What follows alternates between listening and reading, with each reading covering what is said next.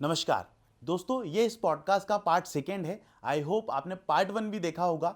नहीं देखा तो लिंक डिस्क्रिप्शन में है।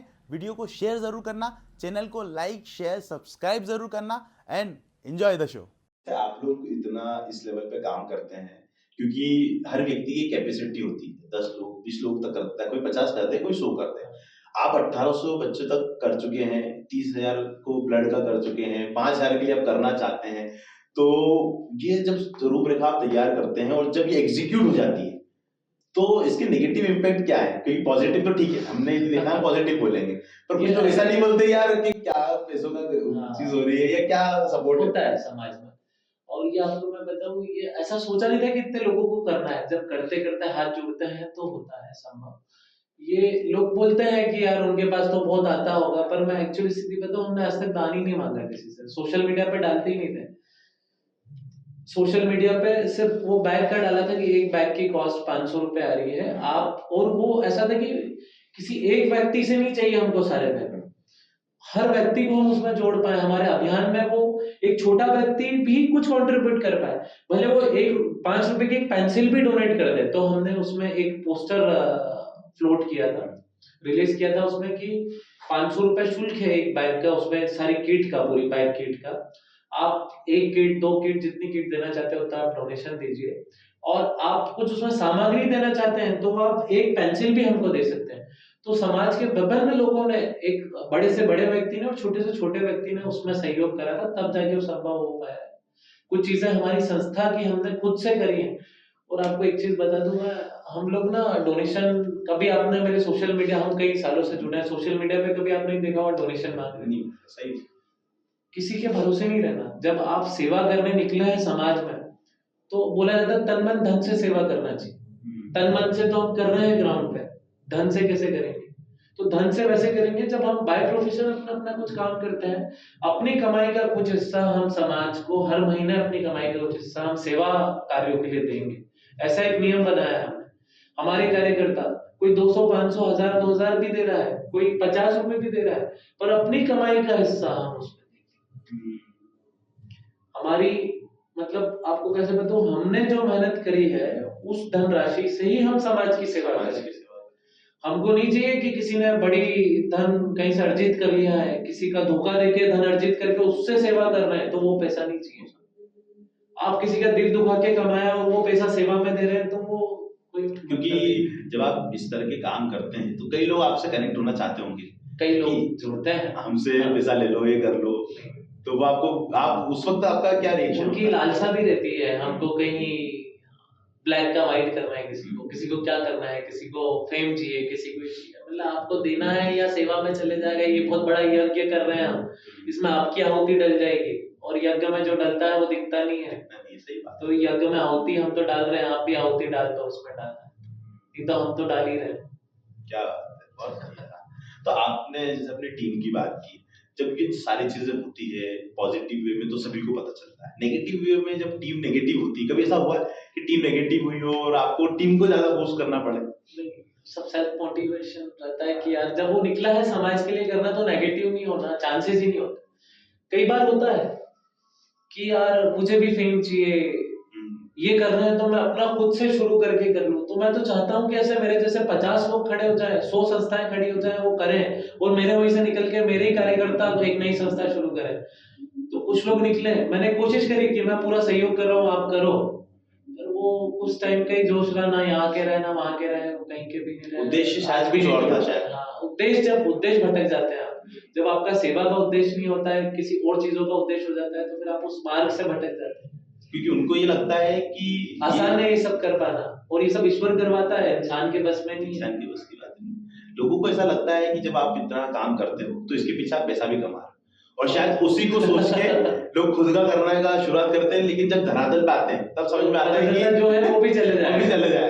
ये ये जो आपने अच्छी बात बताई है, हम जितने कार्यकर्ता हैं, जितने कोर मेंबर हैं, जितनी टीम है, बाय प्रोफेशन सब अपना बिजनेस, अपना काम, अपनी जॉब कर रहे हैं। यहाँ तो हम हमारी जेब से लगाएंगे, यहाँ से लेना तो बहुत दूर की बात है। हमारा पेट्रोल डलाकर, हमारा खाना खाकर, हमारा नाश्ता कर कर जो पैसा दान से आया है थोड़ा बहुत, वो सही व्यक्ति तक, सही इंसान का है, सही व्यक्ति तक जाना चाहिए। इसका पूरी कोशिश रहती है हमारे। और एक एक पाई का भी हिसाब करते हैं कि यार जो किसी ने किसी के लिए भेजा है, सेवा के लिए आया है, तो वहीं जाना चाहिए। किसी के पर्सनल यूज में 1 रुपया भी लेने का मतलब सोच भी नहीं सकता ऐसा तो। और अपनी जेब से जब हम हर महीने उसमें आहुति दे रहे हैं तो लेना तो बहुत दूर की बात है। सही बात है। तो ये बात हुई बच्चों की। अब क्योंकि पैसों की बात हो रही है, पैसे की इस तरह से बात हो रही है कि हमको जेब का भी देना पड़ता है। तो अब उसका जब बड़ा दायरा हम देखते हैं तो वो ये है कि आपने अभी ओल्ड एज होम भी खोला है। तो वो इतना बड़ा जो इनिशिएटिव आपने खुद से लिया है, क्योंकि बच्चों तक समझ में आता है कि आपने कुछ देखा है, उनको रेस्क्यू पढ़ा पढ़ा है, रहे हैं, बाकी रक्तदान करवा रहे हैं, पर्यावरण के लिए कर रहे क्योंकि हैं। यहाँ पर आपको समय देना है। आपको आपसे ज्यादा समझदार लोग मिले हैं। बच्चों को तो आप जो सिखाओगे सीख लेंगे, पर यहाँ पर आप किसी को सिखा नहीं पूरी सकते, दुनियादारी लेके बैठे सीख के आ रहे हैं, वो पूरा तो एक्सपीरियंस लेके आ रहे ये हैं। तो आप मैं और बहुत बुजुर्गों को संभालना बहुत मुश्किल हाँ, है। मतलब ये जानना चाहूंगा कि क्या आपने सोचा। हाँ, अब इसके पीछे बहुत बड़ी कहानी है। अभी कुछ बहुत सडन हुआ ही है, आप बहुत आश्चर्य करेंगे जानकर कि बहुत सडन वृद्धाश्रम का हुआ। एक बुजुर्ग माता जी, एक सूचना प्राप्त हुई, हम बहुत सारे रेस्क्यू भी करते हैं जो बहुत दयनीय स्थिति में है, मलमूत्र में है, सालों से एक ही स्थिति में है, मेंटल डिसऑर्डर है, बाल बढ़ रहे हैं, कपड़े 8-8 10-10 जैकेट पहनी हुई है, आप उसको देख लेंगे, आप पास खड़े नहीं रह सकते हैं उसके। ऐसे लोगों का हमने रेस्क्यू किया है और उनको ठीक किया है मेंटल हॉस्पिटल में एडमिट करके, उनकी दाढ़ी कटिंग करके, उनको नहलाकर। उसने एक का मैं बताऊंगा आपको, यहाँ दैनिक भास्कर के पीछे लोहा सरिया अपने शरीर पे बांध रखा है, भर गर्मी में 10 जैकेट पहन रखी है, दाढ़ी बाल इतने बड़े बड़े हैं, मलमूत्र में है, लोग पत्थर मार रहे हैं। उस व्यक्ति को हमने पकड़ के नहलाया, उसके कपड़े बदले, उसको साफ सफाई करी, नाखून इतने बड़े बड़े नाखून काटे, उसको मेंटल हॉस्पिटल में एडमिट करा, वहां उसका इलाज करवा के उसका परिवार ढूंढा, आज वो सामान्य जीवन जी रहा। तो ऐसा रेस्क्यू हम करते थे। तो ऐसे ही कहीं ना कहीं मेरे पास कॉल आया कि माता जी रोड पर है, उनको कोई छोड़ गया है, उनका कोई अता पता नहीं चल पा रहा है। मैंने बोला ठीक है। तो अब वो फिजिकली मेंटली फिट है, तो ना तो उनको हॉस्पिटल भेज सकते हैं, ना मेंटल हॉस्पिटल भेज सकते हैं। तो उस टाइम वो माता जी के लिए मैंने इंदौर के विभिन्न वृद्धाश्रम में फोन लगाया। मैंने बोला एक माता जी हैं, उनको रखना है। तो सभी जगह एक ही बात थी कि हमारा बेड फुल है। मतलब कलयुग, घोर कलयुग ही है। सही बात है। आप जब अपने माँ बाप को बच्चे छोड़ रहे हैं, वृद्धाश्रम फुल है, आप क्या करेंगे ऐसा समाज में? उनको रोड पे तो छोड़ नहीं सकते। अब मैं घर मेरे कैसे लेके आ जाऊं माता जी को, ये भी एक प्रश्न चिन्ह खड़ा हो गया। जैसे तैसे मैंने उनको कहीं ना कहीं सेटलमेंट करा, रेन बसेरा है नगर निगम के, वहां रुकवाया। उस दिन मेरे मन में भाव आ गया कि यार हम भले छोटा सा एक वृद्धाश्रम शुरू करेंगे, पर ऐसा कोई वृद्ध मिलता है जिनका कोई नहीं, हम उनको वहां रखेंगे। तो एक 10 वृद्धों की कैपेसिटी का एक वृद्धाश्रम शुरू किया, और ये वृद्धाश्रम हमने 74 विजयनगर में शुरू किया, और इसका नाम दिया मानवता का आश्रय। मतलब मानवता है तो सब कुछ है, लोगों में मानवता ही जगानी है, तो मानवता का आश्रय है। तो मानवता का आश्रय शुरू किया 10 बुजुर्ग कैपेसिटी का, और ये मुश्किल से 1 महीने के अंदर हमने सब प्लान कर लिया। जब अब दृढ़ निश्चय कर लिया कि करना है, तो सब लोग साथ आए, सारी टीम खड़ी है कि नहीं करेंगे अब तो हम। सारी सामग्री जुटाई, वहां क्या क्या लगेगा उनकी सारी जरूरत का सामान इकट्ठा करा, पलंग, बेड, गीजर, गैस, आरओ, पहले सारी फैसिलिटी तैयार करी कि जब एक भी बुजुर्ग रहे तो उसको किसी चीज की कमी ना रहे। आज सर सुविधा युक्त उसको बना दिया हमने 2-3 महीने में। आज वहाँ 5 बुजुर्ग भी हैं। और वहीं का मैं आपको बताऊं तो वृद्धाश्रम, आपने बताया कि आसान नहीं है, बहुत मुश्किल है उसको चलाना। उसको वहां का खर्चा ही इतना ज्यादा है वृद्धाश्रम का कि हम अभी उसको सरवाइव करना बहुत मुश्किल है हमारे लिए। 70 से 80 हजार रुपए हर महीने का खर्चा है। हम भी, हमारी भी एक लिमिट है करने की। बिल्कुल सही। उसमें कुछ दानदाताओं को हम जोड़ना चाहेंगे कि जुड़े इस मुहिम में साथ दें हमारा, क्योंकि उसमें बहुत आवश्यकता है। वो वहाँ रोज कुछ ना कुछ लगता है। मतलब आप घर में एक बुजुर्ग को नहीं संभाल रहे हैं, या 10 बुजुर्गों को संभालना है। फिर वहाँ का रेंट है, वहाँ का बिजली का बिल है, उनका राशन है, उनकी दवाई है, उनका डॉक्टर है, वहाँ का केयर टेकर है, वहाँ का एडमिन है। ऐसे जमाने के खर्चे मिला के वहाँ 70,000 का खर्चा, 70 से 80 हजार का खर्चा होता है। तो वो जब शुरू किया, वहाँ बुजुर्गों के रोज फोन आ रहे हैं। कोई कुछ तो बच्चे ही फोन लगाते हैं कि हमारे माँ को रखना है, हमारे बाप को रखना है। अरे मिल्ला कैसे आप फोन लगा रहे हो यार? कुछ को तो हमने काउंसलिंग करके उनको उनके माँ बाप से ही मिलवाया बच्चों को, एक माता जी एमवाई के उधर से हमको मिली और उनको हमने वहां रखा। और जब उनका पता करा तो उनका बेटा बड़वानी के पास में कोई गांव है वहां रहता था। काउंसलिंग कर करके पता चला, महीने भर वो हमारे साथ रही। फिर उनके बेटे को फोन करा तो बोले वो इलाज करने गई थी, जब से 1 महीने से घर नहीं आई। तो मिला भैया तुमने केस किया, मतलब आपने रिपोर्ट लिखाई, ढूंढने की कोशिश करी, आप इंदौर आए, गए तो गए, बच्चों को ध्यान ही नहीं अपने माँ बाप का। तो उस माता जी को हमने सेवा करी और अपने आश्रम में रखा। फिर उनके बेटे को मैंने बोला कि मैं कानूनी कार्रवाई करूंगा, अपनी मां को नहीं ले गया और अपने साथ नहीं रखा।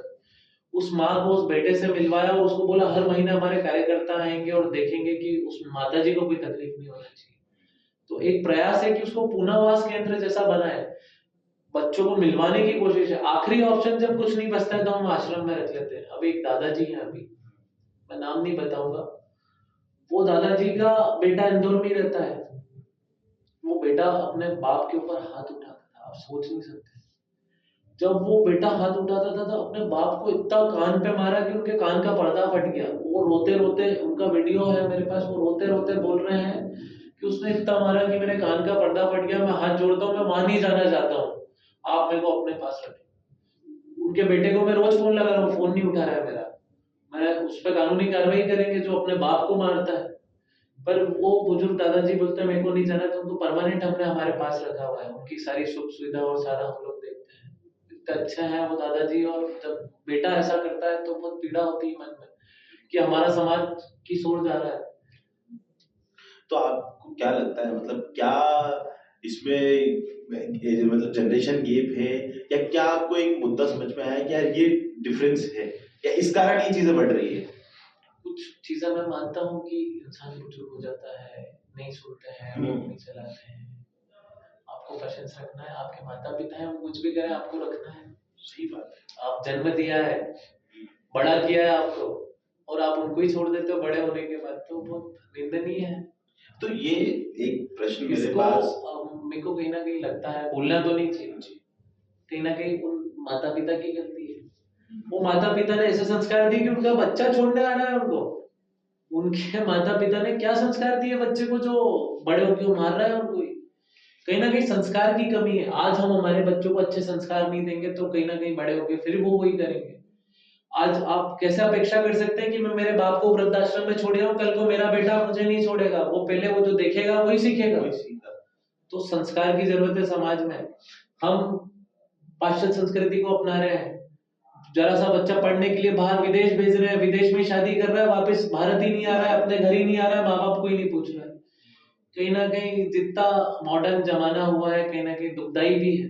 तो हमारे संस्कारों को नहीं भूलना है, हमारे धर्म को नहीं भूलना है, हमारे साथ जो हमको अच्छी चीजें हमारे बच्चों को पहले सिखाए। हम बच्चों पे ध्यान दें। माँ बाप भी कमाने में लग जाते हैं, बच्चों को छोड़ देते हैं, केयर टेकर रख लेते हैं, आए रख लेती है, वो संभाल रही है बच्चों को, तो क्या संस्कार मिलेंगे? तो आपने अभी तक जितने भी पेरेंट्स देखे हैं, कि किस तरह के पेरेंट्स हैं? सक्षम परिवार से आते हैं या मिल क्षेत्र के परिवार से आते हैं? क्योंकि मुझे ऐसा लगता है, जो मेरा पर्सनल एक्सपीरियंस है, कि श्रमिक बस्ती का जो बच्चा है वो 2 रोटी कम खा लेगा खुद से, और अपने माँ बाप को क्योंकि रखेगा। संस्कार दिए उसके माँ संस्कार बाप दिए। और डर भी ना, माँ बाप का डर हमेशा रहता है। माने तो दोनों जगह से आते हैं, क्योंकि कुछ कुछ बुजुर्ग हमारे वहाँ ऐसे भी हैं जिनका कोई नहीं है। हाँ। एक दादा है, उनकी बेटियां ही हैं, बेटियों की शादी कर दी, अब कोई नहीं है रखने वाला, इसलिए वहां रहते हैं। एक माता जी है जिनका कोई नहीं है तो वो वहां रहती है। तो ऐसे बुजुर्ग भी हैं जिनका कोई नहीं है। पर अधिकतर ऐसे आते हैं जिनके बेटे, एक दादा है उनका बेटा उनका मकान बेच के चले गया, और कहाँ चले गया, ससुराल में ही घर जमाई बन गया है, और वो 3 साल से रोड पर रह रहे हैं। ऐसे ऐसे केस सामने आते हैं।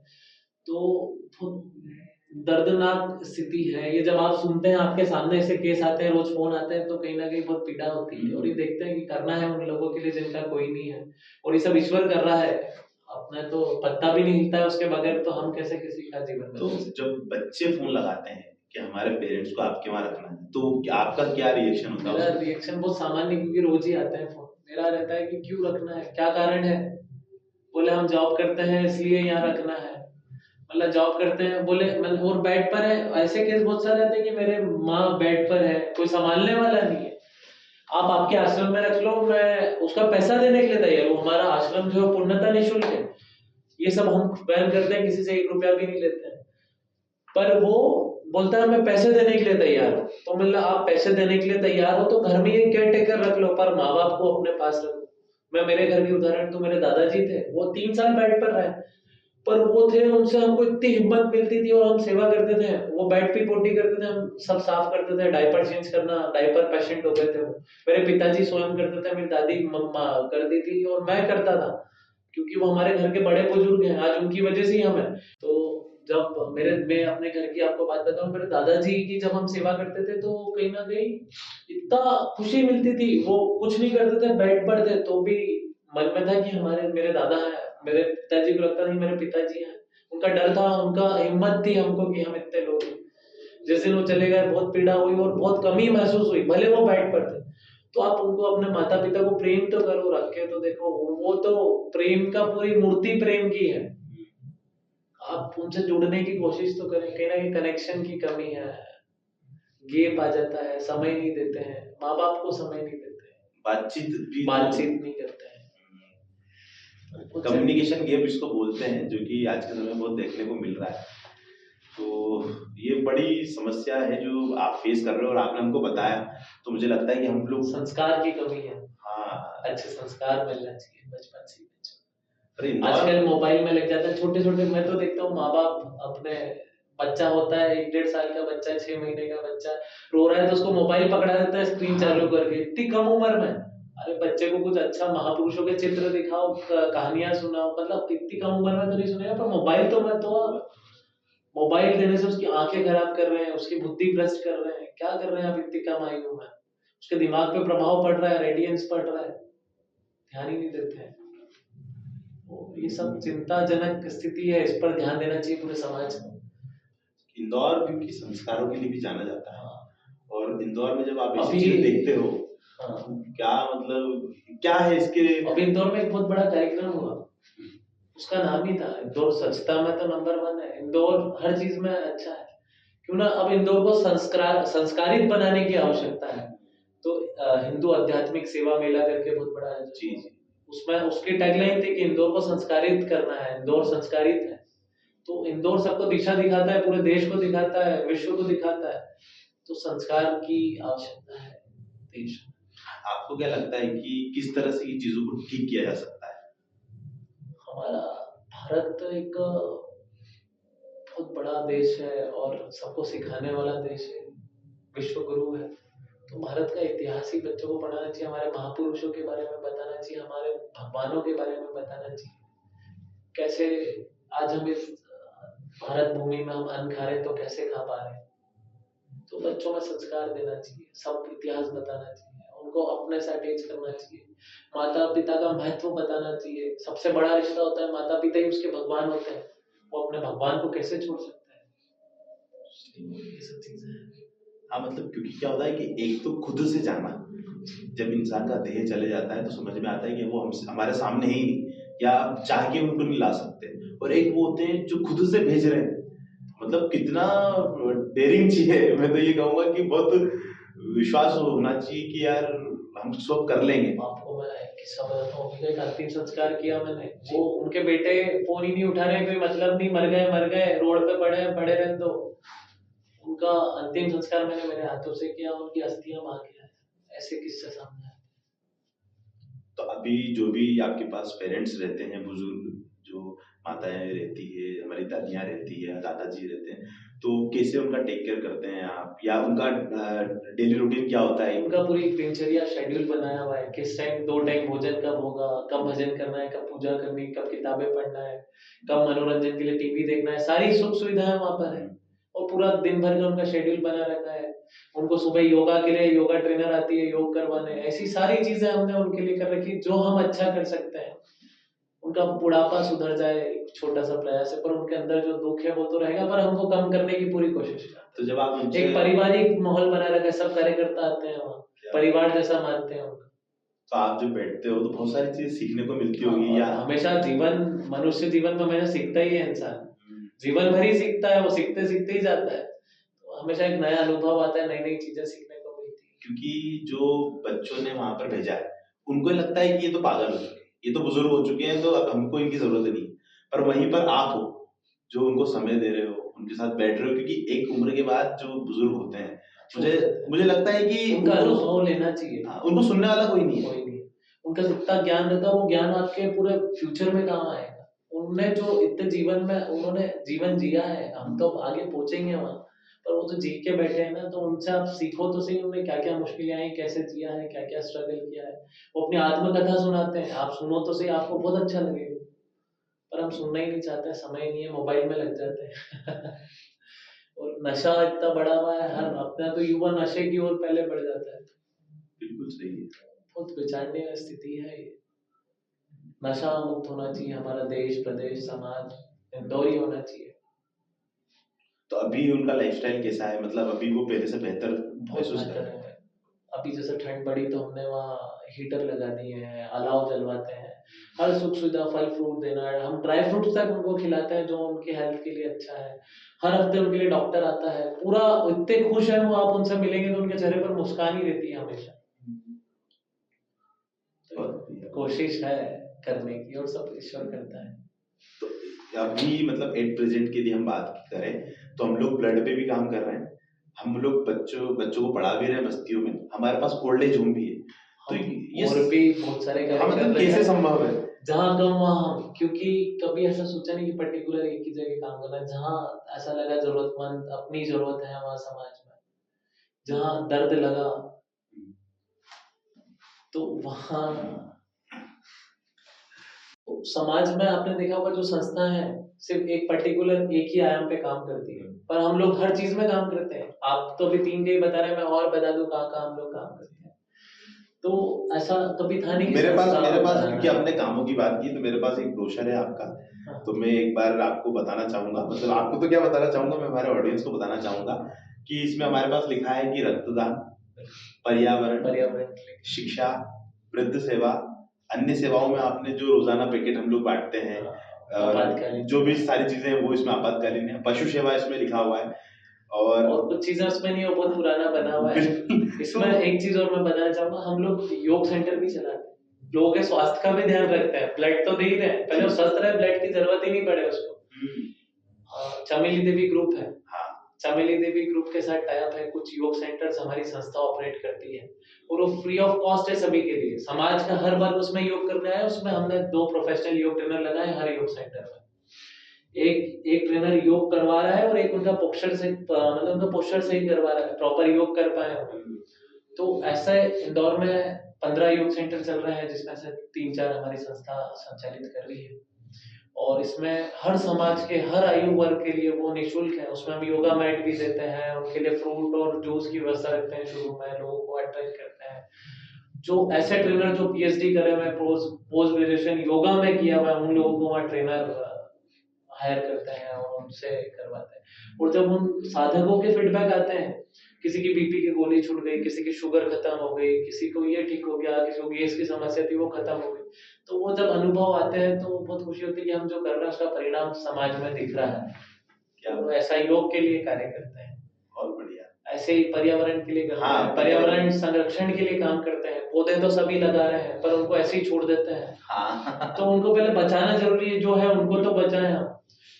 बरसात के मौसम में हम लोग सीड्स बॉल बनाते हैं, मिट्टी का गोला और बीज और खाद का ऐसे गोले बना के उसको कहीं भी इसी जगह जहाँ पर वो वृक्ष का रूप ले लें, वहां पर आप थ्रो कर दो।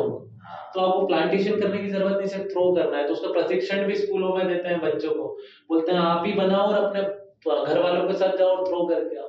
प्लांटेशन नहीं कर सकते तो सिर्फ फेंकना ही है आपको। तो ऐसे इसमें करते हैं। Red light on engine of अभियान नगर निगम के साथ किया था। ऐसे ही पर्यावरण में और भी कार्य करते हैं। और इसके साथ हम पशु सेवा में, आपने जैसे बताया, पशु सेवा में हम लोग कॉलोनियों में हमने बॉक्स लगाए हुए। आज हमने देखा इंदौर नगर निगम क्षेत्र में गाय हमारा पशुओं को बैन कर दिया है कि आप यहाँ पर क्षेत्र में नहीं रहना है। तो कुछ ऐसे एरिया है, रेसिडेंशियल नहीं है, सुपर कॉरिडोर है, बाईपास है, तो वहाँ पशुओं की स्थिति थोड़ी दयनीय थी, देखने में आया। तो हमने कॉलोनियों में बॉक्स लगाए, उसमें घर में आपके घर जो रोटी बच जाए आप उस बॉक्स में डाल दो। हमारी एक टीम बनी है पूरी, वो डेडिकेटेडली उसका ही काम करती है। वो बॉक्स में से रोटियां निकालती है और बाईपास और सुपर कॉरिडोर पर जाकर उनको फीडिंग कराती है। उसके बाद फिर वहाँ कोई घायल पशु पक्षी दिख जाए तो उनका रेस्क्यू करके उनका ट्रीटमेंट हम लोग कराते हैं। ऐसे कार्य हम लोग इसमें पशु सेवा में करते हैं। तो क्योंकि 24 घंटे ही है, आज के युवा से यदि हम बात करें तो वो ही कहते हैं कि यार टाइम नहीं है, और आप वही 24 घंटे को इस तरह से उपयोग कर रहे हैं। यूटिलाइज करना, टाइम मैनेजमेंट करना चाहिए, टाइम को सही जगह लगाना चाहिए। टाइम सबके पास होता है पर हम टाइम फालतू जगह लगा देते हैं अपने शौक पूरे करने में, एंजॉय करने में। वो सब भी टाइम टू टाइम करते हैं हम भी, पर मेन फोकस रहता है कि हम समाज के लिए कुछ करें। जितना समय बचा उतना समाज को दें। सब लोग ऐसा सोच लेंगे देश हमें सब कुछ देता है, हम भी तो कुछ देना सीखें। नदियां हमको जल दे रही है, वृक्ष हमको फल दे रहे हैं, हम क्या दे रहे हैं? हम तो और बोझ बन रहे हैं बहुत सारे लोग। तो समाज में हमको भी हमारा योगदान होना चाहिए, राष्ट्र के प्रति, देश के प्रति, समाज के प्रति हमारी जिम्मेदारी है। फौजी शरद पे खड़े हैं, अरे हम अंदर रहते हैं, हमको भी तो कुछ करना है, तो हम भी देश के अंदर के फौजी बने, अंदर संभाले, अंदर जो जरूरतमंद है, जो पिछड़ा है। हमारे पास सब कुछ है, पहनने के लिए, ओढ़ने के लिए, खाने के लिए, सारी जरूरत की जमाने की चीजें हैं, और हम हमारे शौक बढ़ा रहे हैं। पर हमारी समाज का कुछ ऐसा वर्ग है जो एक टाइम ही भोजन कर पा रहा है, उसके पास खाने के लिए नहीं है, कपड़े नहीं है। इतनी अभी ठंड पड़ रही है, ठंड में वो घूम रहा है ऐसी, ओढ़ने के लिए कपड़े नहीं, कंबल नहीं है, पहनने के लिए वूलन कपड़े नहीं। तो हमको ही करना है ना, हमारे ही समाज का है। हम सक्षम है तो हम उसकी मदद क्यों ना करें? तो हमको करना चाहिए। समाज का प्रत्येक व्यक्ति अपने स्तर पे मदद करे। मैं नहीं चाहता हूँ कि हमारी संस्था से जुड़े हैं। आप इसको पढ़ेंगे ना, इसमें लिखा है कि आप मदद कैसे कर सकते हैं। आप अपने आसपास वालों की मदद करें, आप मत जुड़े संस्था में। आप अपने आसपास जो रहते हैं, अपन 4 लोगों की मदद कर ले। हमारे वहां जो काम करने भाई आ रही है, उससे ही कभी पूछ ले कि तेरे को किसी चीज की जरूरत है क्या। उनको सरकारी योजना से जोड़ दें, जिसके आधार कार्ड नहीं बने वही बनवा दें। अरे किसी को 1 गिलास पानी पिलवा दें। सेवा तो कुछ भी हो सकती है। अपने व्यवहार में सेवा उतारो, मन में सेवा उतारो। किसी की पीड़ा देख के हमको पीड़ा होना चाहिए, कठोर नहीं बनना है। मनुष्य है हम, जानवर थोड़ना है। जानवर को पीड़ा नहीं होती, पर हमको मनुष्य जीवन मिला है तो हमारे अंदर पीड़ा होना चाहिए। जब हमारा ही इंसान जब दर्द में है, लोग रोडों पे आपने देखा एक्सीडेंट हो जाता है, लोग फोटो वीडियो बना रहे हैं, अरे बाप रे उसको खून निकल रहा है। 2 बार तो मैंने जान बचाई है। 1-2 ट्रक आपस में आमने सामने भिड़ गए, वो ड्राइवर बीच में फंस गया स्टेयरिंग में, सर से खून बह रहा है, लोग फोटो वीडियो ले रहे हैं। कोई चढ़ के उसको निकालने वाला नहीं था। मैं किस्मत से वहीं से निकल रहा था, और वहां ट्रक के ऊपर चढ़कर अंदर घुसकर उसको रुमाल बांधकर निकाला और 108 से उसको एमवाई में लाकर इलाज करवाया उसने। आज समाज का मैं चाहता हूँ कि मैं ही क्यों, समाज का सब लोग करें। सबकी जिम्मेदारी है, अपनी नैतिक जिम्मेदारी को समझें। कैसे होगा ये सिर्फ संस्कार पे फोकस करना है। एक अच्छे संस्कार मिलना चाहिए अपने बड़े बुजुर्गों से, अपने माता पिता से। जहाँ अच्छी चीज मिल रही है वो ग्रहण करना, अच्छी पुस्तकें पढ़ना, अपने महापुरुषों के बारे में पढ़ना। जब आप देखेंगे कि आज भगत सिंह की बात करें, हम तो क्या ही कर रहे हैं, कुछ भी नहीं कर रहे हैं। एक युवा फांसी पे चढ़ गया देश के लिए, हंसते हंसते इंकलाब जिंदाबाद है, भारत माता की जय, वंदे मातरम कहते हुए वो फांसी पे चढ़ गया। तो हम समाज में रहकर हमारे वंचित वर्ग की तो मदद कर सकते हैं ना। वो देश के लिए मर गया, पर हम तो जीते जी भी कुछ नहीं कर पा रहे, तो कहीं ना कहीं दुख होता है। बिल्कुल सही बात है, क्योंकि इंदौर बहुत डाइवर्सिटी वाला इंदौर हो चुका है। आपको हर तरह के लोग यहाँ मिलेंगे। सही बात है। तो क्योंकि मुझे एक प्रश्न हमेशा ये रहता है मेरे दिमाग में कि हम लोग सोशल मीडिया इन्फ्लुएंसर्स की बात करते हैं। सोशल मीडिया इन्फ्लुएंसर्स और आज के समय में जो युवा है, जो सोशल मीडिया पर है, वो उनको आइडल मान चुके हैं अपना। मैं भी देख रहा हूँ समाज में जो नया ट्रेंड चला है। और आइडल किस चीज का, मतलब वो मुझे भी आज तक कॉन्सेप्ट क्लियर नहीं हुआ है। वो सिर्फ नाच दिखा रहे हैं, हाँ, कॉमेडी कर रहे हैं, वही आइडियल बन गए। और फिर वो समाज में तभी तो दिक्कत आ रही, वृद्धाश्रम खुल रहे हैं और ये सब चीजें हो रही है। तो आइडियली हमारा सही नहीं है ना। उन महापुरुष हमारा आइडियल होना चाहिए। वो महापुरुष की जीवन पर हमको उतना तो नहीं चल पाएंगे, पर उसके मार्ग पर चलना चाहिए, उसके पद चिन्हों पर चलना चाहिए। कोशिश तो कर सकते हैं। क्योंकि आप जो काम कर रहे हैं, आप आइडियल बनाओ, विवेकानंद जी को बनाओ, भगत सिंह को बनाओ, नाथूराम गोडसे को बनाओ। नाथूराम गोडसे जी की बात आपने की, इस पे बहुत सारे लोग अग्री भी होंगे, बहुत सारे लोग एक विवादित स्थिति पैदा करेंगे। इस पे बात चर्चा नहीं करूंगा, विवादित स्थिति बन जाएगी। मैं तो आइडियल मानता हूँ, बाकी कोई माने नहीं माने। देश के लिए समाज के लिए जो कार्य करेगा, वीर सावरकर के लिए मैं तो बोलूंगा, देश को आजादी दिलाने में बहुत बड़ा योगदान ये सबका रहा है। मेरी फिलोसॉफी थोड़ी अलग है। आपकी आइडियोलॉजी भी थोड़ी सी अलग है, क्योंकि बहुत सारे लोग एग्री करेंगे, बट ठीक है, क्योंकि बस मेरा जो नहीं करेंगे उनसे क्षमा प्रार्थी हूँ। तो मेरा सिर्फ ये मानना है कि क्योंकि आप आपके आसपास जब देखते हो कि इतने अच्छे काम हो रहे हैं और कोई व्यक्ति है जो ये काम कर रहा है या कोई संस्थान है जो ये काम कर रहा है, तो आप सिर्फ घर पे बैठ के उसको अप्रिशिएट ना करें, आप जमीन पर आए, धरातल पे काम करें। और संभव मतलब मैं इसलिए चाहता आप हूँ कमेंट करना, ट्वीट करना, ये तो आप सोशल मीडिया, अब दुनिया ही सोशल मीडिया की होगी, सिर्फ उस पे ही काम कर रहे हैं। तो धरातल पे स्थिति आप देखेंगे तो पूरी विपरीत है। सोशल मीडिया और जमीन पर काम में जमीन आसमान का अंतर है। आपको जमीन पर आकर करना पड़ेगा, आप दोनों चीजों को मैनेज करें, साथ में चलें। जब जमीन पर देखकर आप सोशल मीडिया पर डालें, इसकी आवश्यकता है। बिल्कुल सही। अच्छा, मुझे आप ये बताइए कि एक व्यक्तिगत तौर पे अनुराग जी की हम बात करें तो कभी ना कभी उनको नेगेटिव फील होता होगा किसी भी चीज को लेकर, हो सकता है वो उनके व्यक्तिगत कुछ काम हो, तो वो खुद को पॉजिटिव करने के लिए क्या करते हैं? कहीं ना कहीं कभी ना कभी लगता है कि क्या कर रहा हूँ मैं समाज में, आज मेरी बराबर के लोग हैं, रोज पार्टी कर रहे हैं, एंजॉय कर रहे हैं, जीवन जी रहे हैं, मैं क्या कर रहा हूँ, दूसरों के लिए दौड़ रहा हूँ। कभी कभी ऐसा लगा है, बट सेल्फ मोटिवेशन इतना स्ट्रांग है कि हमको समाज के लिए करना है, अपने अच्छे कर्म करना है। ये मैं जो करता हूँ ना, स्पिरिचुअली करता हूँ, आध्यात्मिक तौर पे करता हूँ। मैं अपने लिए कर रहा हूँ, किसी और के लिए कुछ नहीं कर रहा हूँ। इसलिए मैं थोड़ा सा सोशल मीडिया से दूर रहता हूँ। अभी चलन चल गया है तो इसमें आना पड़ता है सोशल मीडिया पर। तो सिर्फ अच्छे कर्म करना है, हमको सेवा करनी है समाज की, देश की, जरूरतमंद की, और ईश्वर कराता है, और अपना मनुष्य जीवन मिला इसको सार्थक करना है, ऐसा प्रयास करते हैं। नेगेटिव, बहुत सारे लोग भी नेगेटिव होते हैं जो आपको नेगेटिविटी फैलाते हैं, और कुछ का बुरा होता है वो पॉजिटिव करते हैं। तो पॉजिटिव लोगों के साथ हमको रहना चाहिए। जो नेगेटिव बना है, धीरे धीरे उससे दूरियां बनाओ और इग्नोर करो। इग्नोर सबसे बढ़िया चीज है। आप इग्नोर कर दो, ध्यान ही मत दो ऐसी चीजों को। आप अच्छी चीजें ग्रहण करो, अपने अंदर सिर्फ अच्छा ही लेना है। बुराई कोई दे रहा है तो लेना ही नहीं, बुराई तो हम बाहर निकालने वाले लोग हैं, अच्छा ही अंदर लेना है, इसका ध्यान रखना चाहिए। क्योंकि मैं वही बता रहा था कि इंदौर नहीं, पूरा भारत एक युवाओं की तरफ दौड़ता हुआ भारत है, और इंदौर को कहा गया है कि भारत को कहा गया है कि अब जो है वो युवाओं का दौर है और युवाओं का देश है। मोदी जी भी प्राइम फोकस करते हैं कि हमारे युवा आ गया है, और हमारा जो युवाओं का एक धड़ा है वो सोशल मीडिया या एक अलग ही जगह पे जाके रुक चुका है।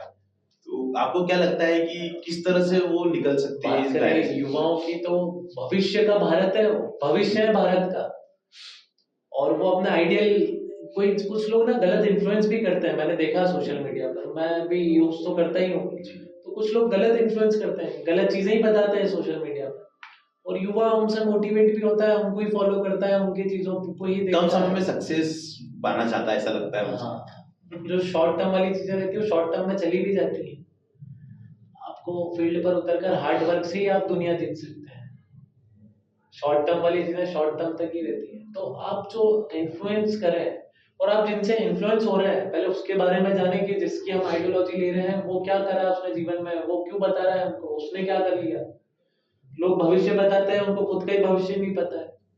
तो आप अपने जो आइडियल बनाए, फ्रीडम फाइटर्स जो हमारे महापुरुष रहे हैं, मैं फिर बोलूंगा विवेकानंद जी, भगत सिंह, वीर सावरकर, बहुत सारे हैं, आप पढ़े इनको। कुछ ऐसे लोगों को मत पढ़ना जिनने सिर्फ नाम कर लिया है कि हमसे आजादी मिली है।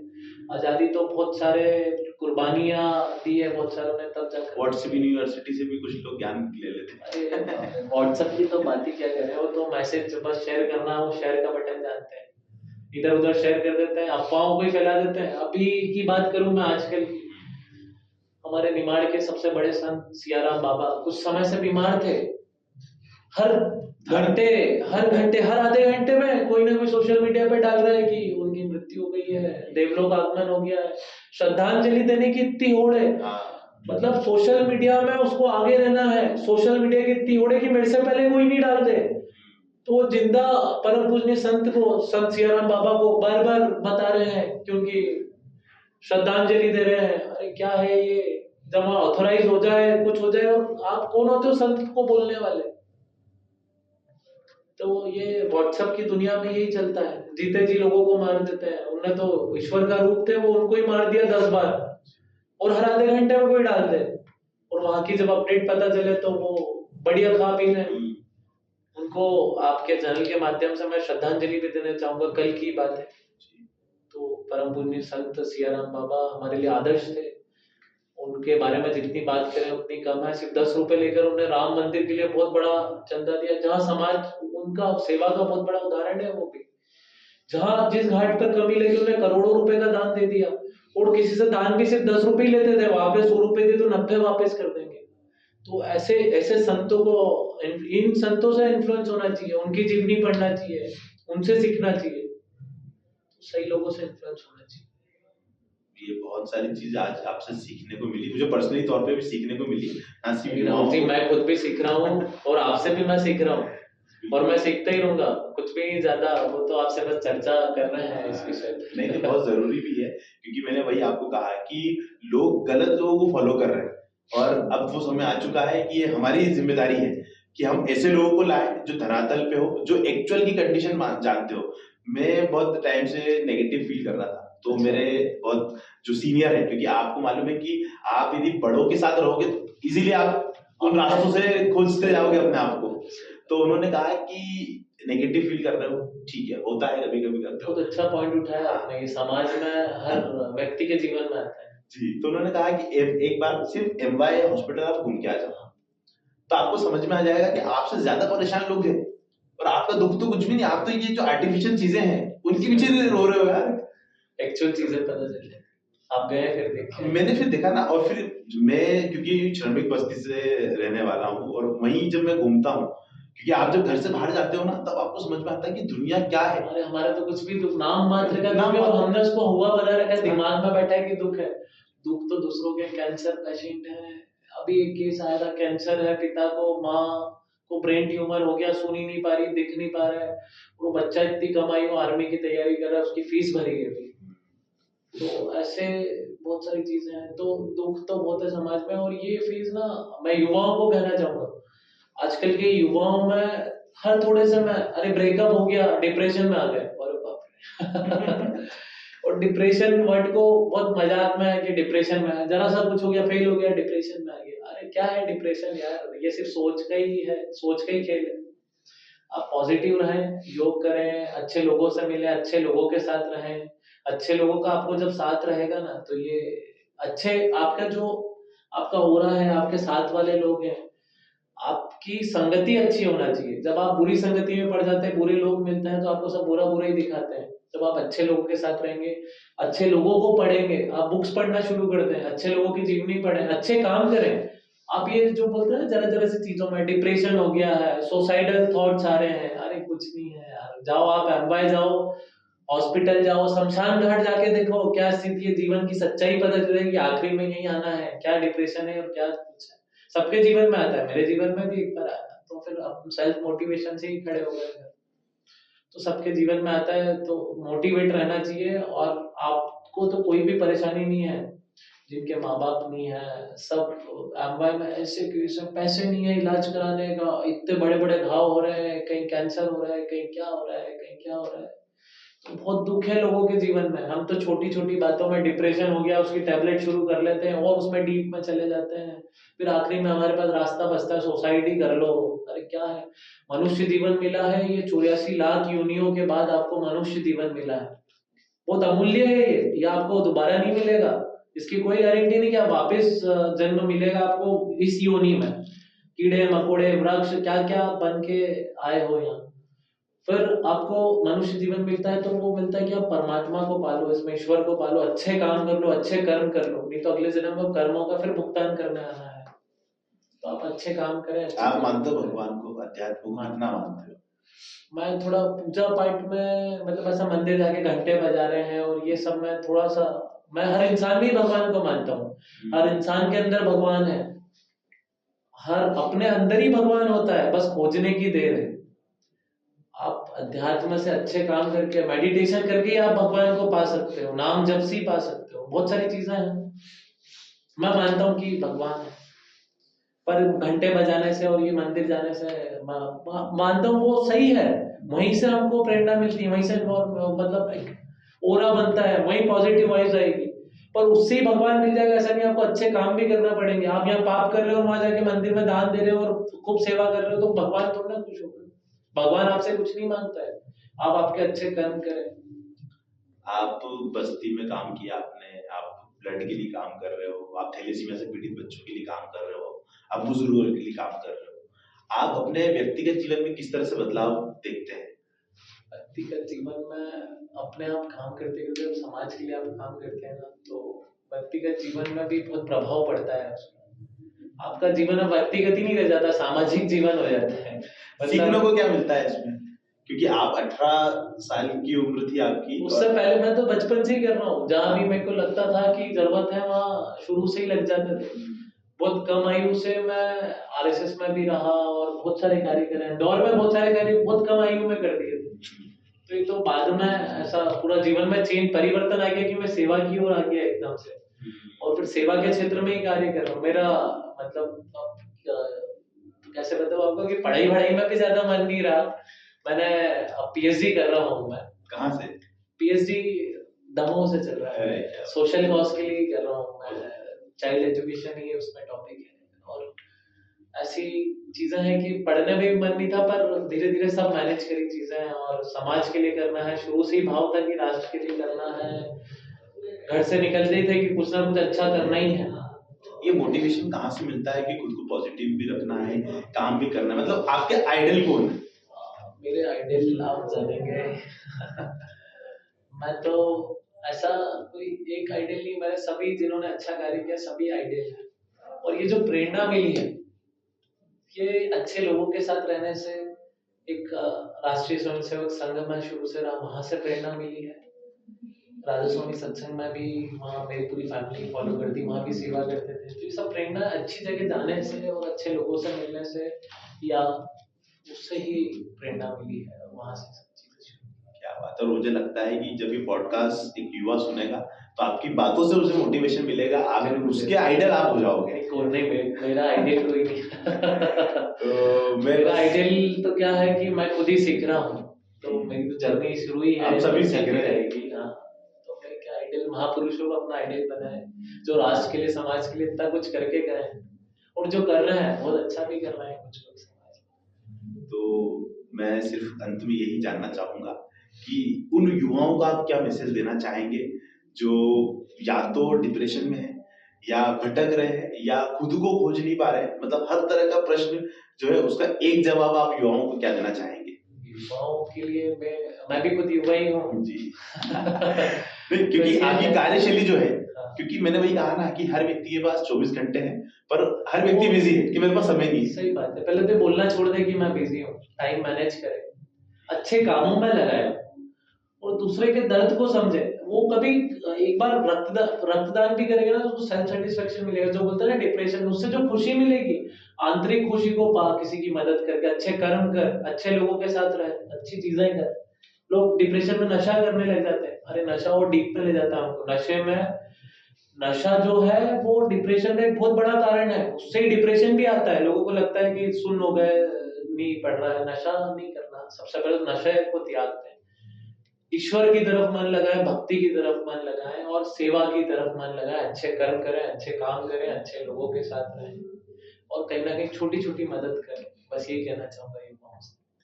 क्या बात है। और मुझे उम्मीद है कि आपको अनुराग जी की बात सुनकर बहुत कुछ सीखने को मिलेगा, क्योंकि एक बुजुर्ग को यदि मैं इस पॉडकास्ट में लाता तो आप शायद ये सोचते कि यार बहुत जीवन पड़ा है, बहुत कुछ करेंगे, और ये एक बात की बात हो जाती।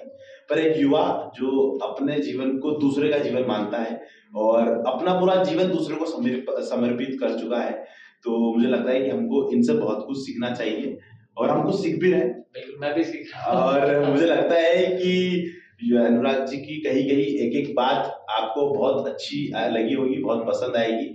तो जो भी बात आपको व्यक्तिगत तौर पे अच्छी लगे कमेंट बॉक्स में हमें जरूर बताएं, ताकि हमें लगे कि हम लोग एक सही राह पर हैं।